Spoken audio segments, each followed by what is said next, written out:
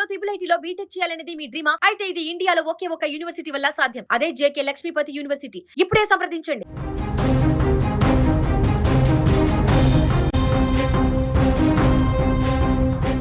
తెలంగాణ అన్నదాతలకు ఇది నిజంగానే తీపి కబురు. ఎప్పుడెప్పుడా అని 1000 కళ్ళతో ఎదురు చూస్తున్నటువంటి రైతు భరోసా నిధులు ఎట్టకేలకు రైతుల ఖాతాలలోకి చేరబోతున్నాయి. వానాకాలం సాగు పనులతో బిజీగా ఉన్న రైతులకు ఈ ఆర్థిక సాయం పెద్ద ఊరట కానుంది. విత్తనాలు, ఎరువుల కోసం ఇబ్బందులు పడుతున్న వేళ ప్రభుత్వం అందిస్తున్న ఈ సాయం రైతు కుటుంబాలలో కొత్త ఆశలు చిగురింపజేస్తోంది. ముందుగా అనుకున్న షెడ్యూల్ ప్రకారం ఖమ్మం జిల్లా మదిరలలో భారీ రైతు బహిరంగ సభ నిర్వహించాలని ప్రభుత్వం ప్లాన్ చేసింది.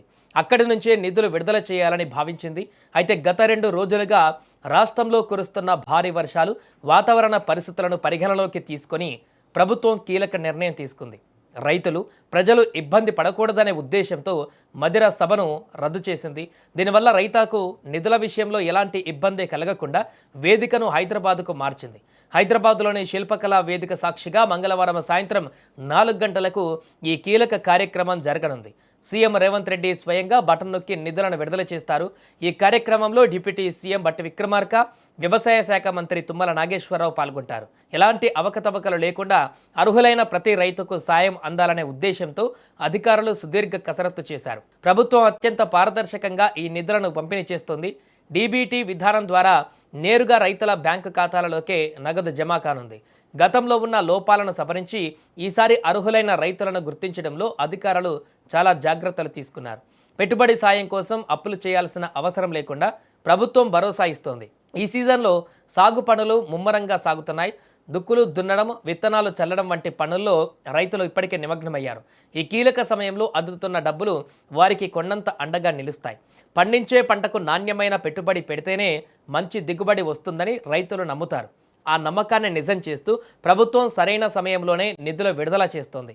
రాష్ట్ర వ్యాప్తంగా లక్షలాది మంది రైతులు ఈ నిర్ణయంతో సంతోషం వ్యక్తం చేస్తున్నారు. అధికారుల డేటా ప్రకారం అర్హులైన ప్రతి ఒక్కరికి నిధులు అందేలా చూడాలని ప్రభుత్వం స్పష్టమైన ఆదేశాలు జారీ చేసింది. సాంకేతిక సమస్యలు లేకుండా డబ్బులు అకౌంట్లో పడేలా బ్యాంకింగ్ వ్యవస్థను కూడా సిద్ధం చేశారు. మంగళవారం సాయంత్రం 4 గంటల తర్వాత రైతుల ఫోన్లకు మెసేజ్లు వెళ్లడం మొదలవుతోంది.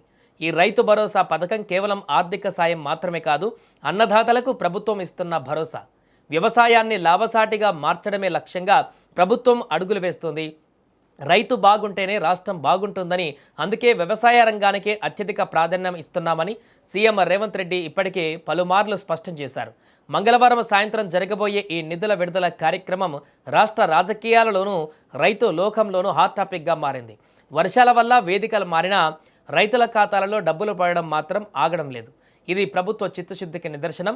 సాగు పనుల్లో ఉన్న అన్నదాతలకు ఎలాంటి ఆటంకం కలగకుండా నిధులు విడుదల చేయడం పైన సర్వత్రా హర్షం వ్యక్తమవుతోంది.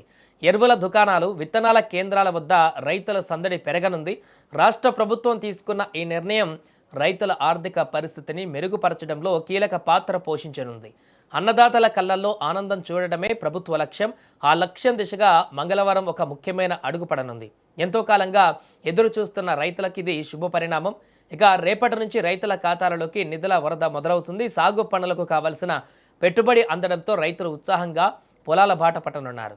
తెలంగాణ ప్రభుత్వం ఇచ్చిన మాట ప్రకారం రైతులకు అండగా నిలుస్తోంది.